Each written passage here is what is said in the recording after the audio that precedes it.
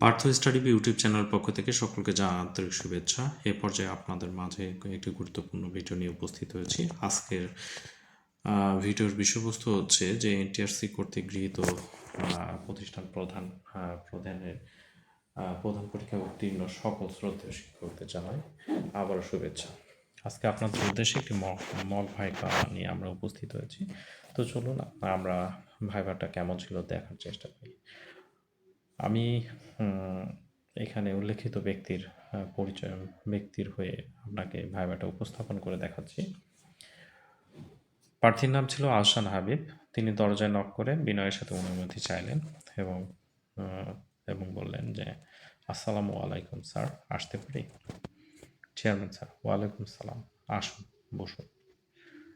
আহসান হাবিব: ধন্যবাদ স্যার।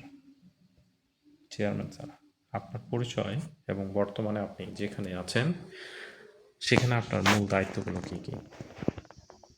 প্রার্থী: ধন্যবাদ স্যার। আমি আহসান হাবিব, বর্তমানে মিরপুর রোটারি উচ্চ বিদ্যালয়ের সহকারী প্রধান শিক্ষক হিসেবে দায়িত্ব পালন করছি।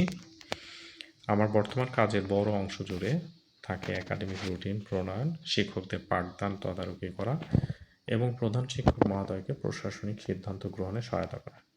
এছাড়া আমি ছাত্র শিক্ষক এবং ম্যানেজিং কমিটির মধ্যে একটি সেতুবন্ধন হিসেবে কাজ করি।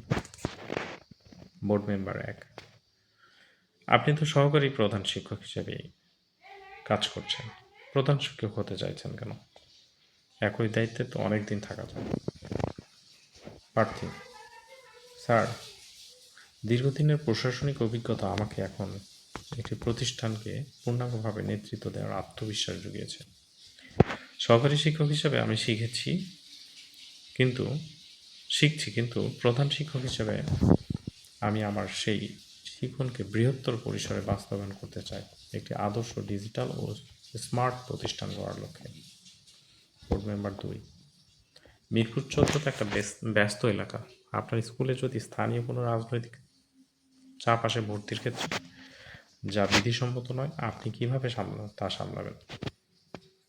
প্রার্থী: স্যার, আমি বিনয়ের সাথে কমিটি চেয়ারম্যান এবং স্থানীয় গণ্যমান্য ব্যক্তিদের সরকারি ভর্তি নীতিমালার গুরুত্ব বোঝাবো। আমি তাদের জানাবো যে লটারির মাধ্যমে ভর্তি প্রক্রিয়া অস্বচ্ছতা থাকলে স্কুলের সুনাম নষ্ট হবে। আমি নিয়ম মেনে কাজ করে সবার আস্থা অর্জন করার চেষ্টা করব এবং যেন চাপের চেয়ে আলোচনা বেশি কার্যকর হয়। তৎক্ষণাৎ বোর্ড মেম্বার 3 প্রশ্ন করলেন: আপনি আইসিটিতে কতটুকু দক্ষ? আপনার স্কুলের রেজাল্ট বা ডেটাবেস মেনটেন করার জন্য আপনি কি বাইরের কারো সাহায্য নেন? প্রার্থী: স্যার, আমি ব্যক্তিগতভাবে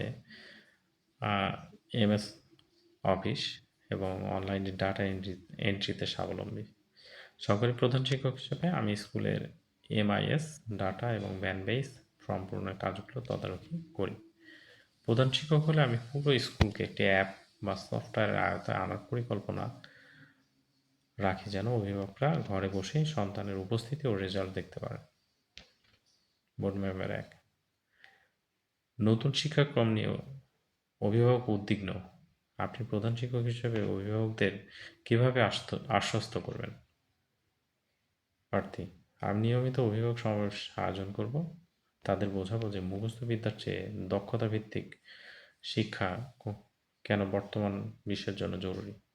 হাতে কলমে শিখলে শিক্ষার্থীদের মেধার বিকাশ কিভাবে ত্বরান্বিত হয় তা আমি প্রেজেন্টেশনের মাধ্যমে দেখাবো। চেয়ারম্যান স্যার: প্রতিষ্ঠানের আর্থিক স্বচ্ছতা বজায় রাখতে আপনি কী পদক্ষেপ নেবেন?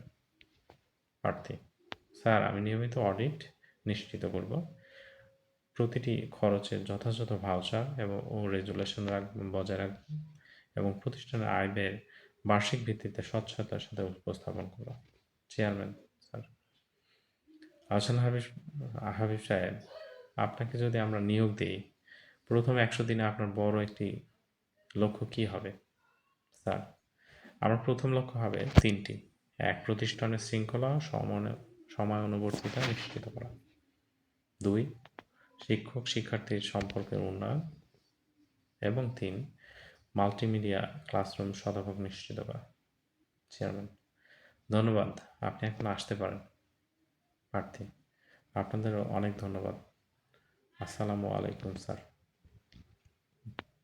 তো এই ছিল আমাদের ডেমো ভাইভা। তো যদি ভাইভাটি ভালো লেগে থাকে এবং এরকম ভাইভা যদি পরবর্তীতে পেতে চান, তাহলে অবশ্যই ভিডিওতে লাইক দিয়ে আমাদের পাশে থাকুন এবং আমাদের চ্যানেল নতুন হলে চ্যানেলটিতে যুক্ত হওয়ার জন্য চ্যানেলটি সাবস্ক্রাইব করে রাখুন।